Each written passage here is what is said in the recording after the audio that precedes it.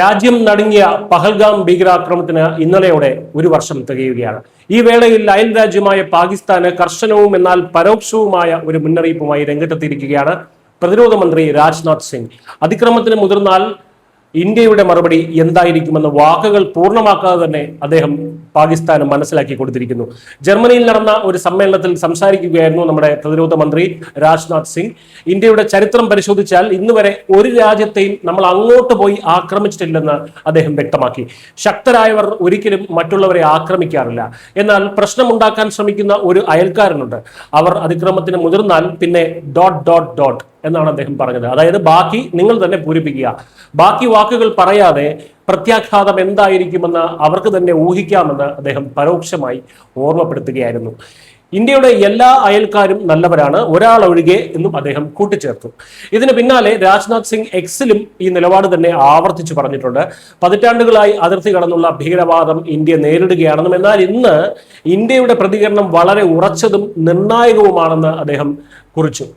ഇന്ത്യയിലെ ജനങ്ങളെ ഉപദ്രവിക്കാനോ രാജ്യത്തിന്റെ ഐക്യം തകർക്കാനോ ശ്രമിച്ചാൽ വളരെ ശക്തമായി തന്നെ നേരിടുമെന്നും അദ്ദേഹം വ്യക്തമാക്കി.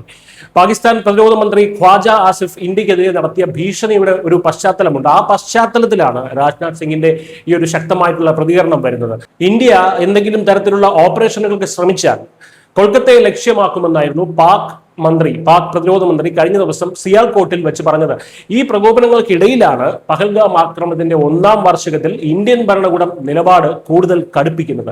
2025 ഏപ്രിൽ 22-നാണ് ജമ്മു കാശ്മീരിലെ പഹൽഗാമിൽ രാജ്യത്തെ കണ്ണീരിലാഴ്ത്തിയ ആ കൂട്ടക്കുരുതി നടന്നത്. ഇസ്ലാമിക ഭീകരർ 26 നിരപരാധികളെയാണ് അന്ന് അതിക്രൂരമായി കൊലപ്പെടുത്തിയത്. മരിച്ചവരിൽ കൂടുതലും വിനോദസഞ്ചാരികളുമായിരുന്നു. ആളുകളുടെ മതം ചോദിച്ചറിഞ്ഞ ശേഷം കലിമ ചൊല്ലാൻ ആവശ്യപ്പെട്ടായിരുന്നു ഭീകരർ ഈ അരുംകൊല നടത്തിയത്. മരിച്ചവരിൽ മധുവിധു ആഘോഷിക്കാനെത്തിയ നവദമ്പതിമാരും ഉൾപ്പെട്ടിരുന്നു. ഇതിനു പുറമെ ഭീകരനിൽ നിന്ന് തോക്ക് പിടിച്ചു വാങ്ങാൻ ശ്രമിച്ച പ്രദേശവാസിയായിട്ടുള്ള ഒരു മുസ്ലിം പോണി റൈഡറും അന്ന് കൊല്ലപ്പെട്ടിരുന്നു. രാജ്യം കണ്ട ഏറ്റവും വലിയ ദുരന്തങ്ങളിൽ ഒന്നായ പഹൽഗാം ആക്രമണം ഒരു വർഷത്തിന് ശേഷവും ഒരു വിങ്ങലായി അവശേഷിക്കുകയാണ്. അന്ന് ഭർത്താവ് പ്രശാന്ത് സപ്തതിയെ നഷ്ടപ്പെട്ട പ്രിയദർശിനി ആചാര്യയും കൗസ്തുഭ് ഗൺബോട്ടയെ നഷ്ടപ്പെട്ട സംഗീത ഗൺബോട്ടയും ഇന്നും ആ തീരാ ദുഃഖത്തിൽ നിന്ന് മുക്തരായിട്ടില്ല. ഈ കണ്ണീരിന് മുന്നിലാണ് അതിർത്തി കടന്ന് ഇനിയൊരു അതിക്രമം ഉണ്ടായാൽ ശക്തമായി തിരിച്ചടിക്കുമെന്ന ഉറപ്പ് ഇന്ത്യൻ പ്രതിരോധ മന്ത്രി ലോകത്തിന് മുന്നിൽ വെച്ച് നൽകുന്നത്.